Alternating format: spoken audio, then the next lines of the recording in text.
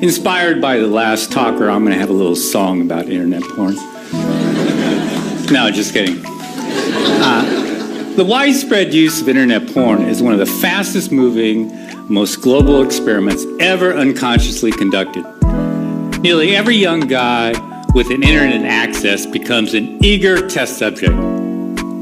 Canadian researcher Simon Lajeunesse found that most boys seek pornography by age 10, driven by a brain that is suddenly fascinated by sex.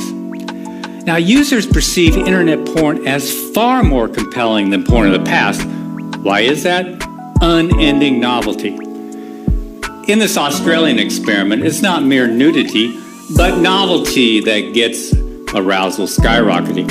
Subjects watch 22 porn displays. See that spike? That's where the researchers switched to porn the guys hadn't seen before. What happened? Their erections and their brains fired up. Why all the excitement? Mother Nature likes to keep a male fertilizing willing females as long as any new ones are around. In that top line, the ram, he needs more and more time to mate with the same old you. But if you keep switching females, the bottom line, well, it's just not the same. He can get the job done in 2 minutes flat and keep going until he is utterly exhausted. This is known as the Coolidge effect. Without the Coolidge effect, there would be no internet porn. This old mammalian program, the Coolidge effect, perceives each novel female on a guy's screen as a genetic opportunity. To keep a guy fertilizing the screen, his brain releases the go-get-it neurochemical dopamine for each novel mate or image. Eventually, the ram will tire, but as long as the guy can keep clicking, he can keep going, and so will his dopamine. With internet porn, a guy can see more hot babes in 10 minutes than his ancestors could see in several lifetimes. The problem is he has a hunter-gatherer brain. A heavy user's brain rewires itself to this genetic bonanza, so his brain becomes associated with this porn harem. Such behaviors that are associated with this are being alone, voyeurism, clicking, searching, multiple tabs, fast-forwarding, constant novelty, shock, and surprise. As one young guy once asked, are we the first generation to masturbate left-handed? Now, real sex, in contrast, is courtship, touching, being touched, smells, pheromones, emotional connection, interaction with a real person. Now, what happens when our guy finally gets with a real mate? Well, researchers don't know much about the effects of internet porn for several reasons. In 2009, when Lajeunesse tried to study porn's impact, he couldn't find any college-age males who weren't using it. So the first serious dilemma is that studies have no control groups. Now, this creates a huge blind spot. Imagine if all guys started smoking at age 10 and there were no groups that didn't. We would think that lung cancer is normal for all guys. Undaunted by his lack of non-users, Lajeunesse asked 20 male students, is internet porn affecting you or your attitudes towards women? Their answer, nah, I don't think so. But they've been using it for about a decade then, pretty much non-stop. This is like asking a fish what it thinks about water. Which brings us to a second problem. Now, researchers haven't asked porn users about the symptoms Zimbardo described in The Demise of Guys.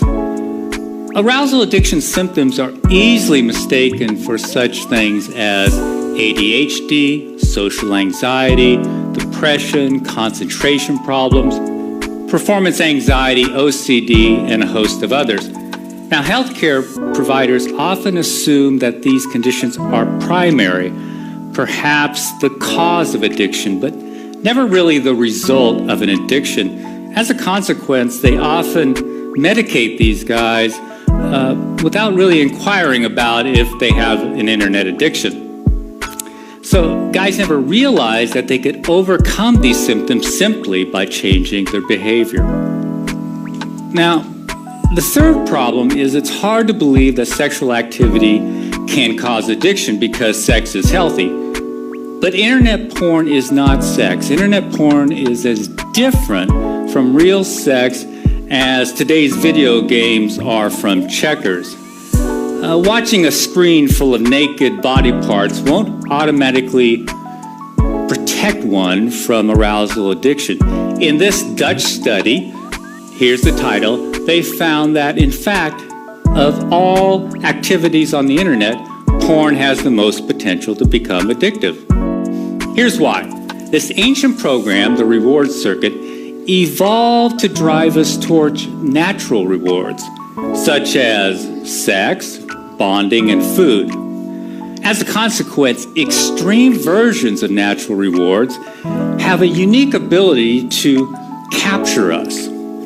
For example, high-calorie foods or hot, novel babes give us extra dopamine. Too much dopamine, though, can override our natural satiation mechanisms. For example, give rats unlimited access to junk food, and almost all of them will binge to obesity. This is also why 4 out of 5 Americans are overweight and about half of those are obese. That is, addicted to food. Now, in contrast to natural rewards, drugs such as cocaine or alcohol only hook about 10% of users, whether they are rats or humans. This binge mechanism for food or sex was once an evolutionary advantage. In essence, it is getting it while the getting is good. Now, you can think of wolves packing away 20 pounds of meat per kill, or it's mating season and you're the alpha male. What if mating season never ends? All those hits of dopamine can tell your brain to do 2 things. First, they say, man, you have hit the evolutionary jackpot. Second, they kick in a molecular switch called delta phos-B. I know it's a fancy word, but dopamine kicks in delta phos-B, and that starts to accumulate in the brain's reward circuit. Now, with excess chronic consumption of drugs or natural rewards, this buildup of delta phos-B starts to alter the brain and promotes a cycle of binging and craving. If the binging continues, the delta phos-B builds up and it can lead to brain changes seen in all addicts. So the dominoes are excess consumption, excess dopamine, delta phos-B, brain changes. One of the first changes is a numb pleasure response. It kicks in, and so everyday pleasures really don't satisfy a porn addict. At the same time, other physical changes in the brain make the brain hyperreactive to porn. Everything else in the porn user's life is sort of boring, but porn is super exciting. Finally, his willpower erodes as his frontal cortex changes. I can't emphasize this enough. All addictions share these same brain changes and the same molecular switch that kicks them in, delta phos-B. Now, scientists have used brain scans to measure these changes in drug addicts. Up here, these scans show a reduced pleasure response in drug addicts. These and several other changes have also been seen in gambling addicts, food addicts, very recently in video game addicts, and now in internet addicts. I apologize for filling up this slide with brain studies. Just notice the dates, but I want you to know that they exist. So far, all brain research points in only one direction. Constant novelty at a click can cause addiction.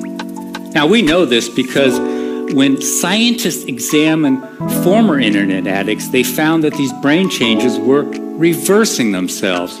Unfortunately, none of these studies isolate porn users, but they do include them. Here's the game changer. At last, we have a group of guys who are no longer using internet porn. That's right, heavy users are voluntarily giving it up by the thousands.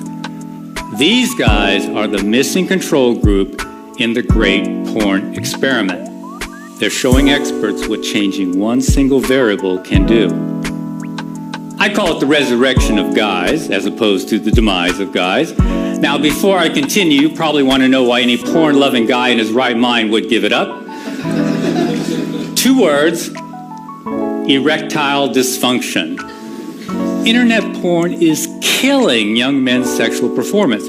Now, Zimbardo said young guys are flaming out with women. This survey by Italian neurologists confirms what we have witnessed over the last few years. Now, sexual enhancement drugs often stop working for these guys if they ever did, because the problem isn't below the belt where Viagra works, nor is the problem really psychological. It's due to physical changes in the brain, those addiction-related changes. Their numb brains are sending weaker and weaker signals to their bananas. As Dr. Foresta says, it starts with lower reactions to porn sites, then there is a general drop in libido, and in the end, it becomes impossible to get an erection. There are 3 takeaways from this.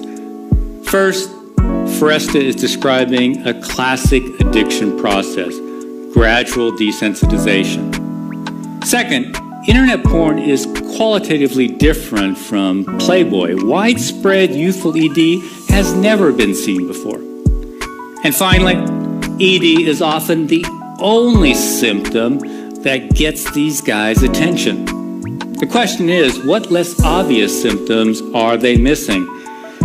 Most don't figure that out until after they quit. Here's a guy in his late 20s. I've been a psychologist and psychiatrist for the last 8 years, have been diagnosed with depression, severe social anxiety, severe memory impairment, and a few others. Have tried Effexor, Ritalin, Xanax, Paxil, dropped out of 2 different colleges, been fired twice, used pot to calm my social anxiety. I've been approached by quite a few women, I guess due to my looks and status, but they quickly flew away due to my incredible weirdness. I've been a hardcore porn addict since age 14. For the last 2 years, I've been experimenting and finally realized that porn was an issue. I stopped it completely 2 months ago. It has been very difficult, but so far incredibly worth it. I've since quit my remaining medication. My anxiety is non-existent. My memory and focus are sharper than they've ever been. I feel like a huge chick magnet and my ED is gone too. I seriously think I had a rebirth, a second chance at life. This is why pockets of guys are appearing all over the web, bodybuilding sites, sports sites, pickup artist sites, wherever men congregate. In essence, they are seeking a neurochemical rebirth. Here's a group on Reddit.com who call themselves Fapsternauts. Fapping is slang for solo sex, but what they really mean is giving up porn. They've added about 2,000 members since I captured this picture a month ago. This movement to unhook from porn is growing rapidly. In fact, groups are springing up all across the web and in Europe too. But there is a bizarre fly in the ointment. Guys in their early 20s aren't regaining their erectile health as quickly as older guys. How can a 50-year-old get his mojo back quicker than a 20-something? The answer, even though older guys have been using porn a whole lot longer, they didn't start on today's internet porn. Now, we know this is a key variable because the older guys didn't start having sexual problems until after they got high-speed internet. Now, today's young teens start on high-speed internet when their brains are at their peak of dopamine production and neuroplasticity. This is also when they are most vulnerable to addiction, but there's another risk. By adulthood, teens strengthen heavily used circuits and prune back unused ones. So by age 22 or so, a guy's sexual taste can be like deep ruts in his brain. This can cause panic if a guy has escalated to extreme porn or porn that no longer matches his sexual orientation. Fortunately, brains are plastic, so his taste can revert once he quits porn. As the guy returns to normal sensitivity, his brain looks around for the rewards it evolved to seek, such as friendly interaction and, of course, real mates. Here's one more example of what we hear every day.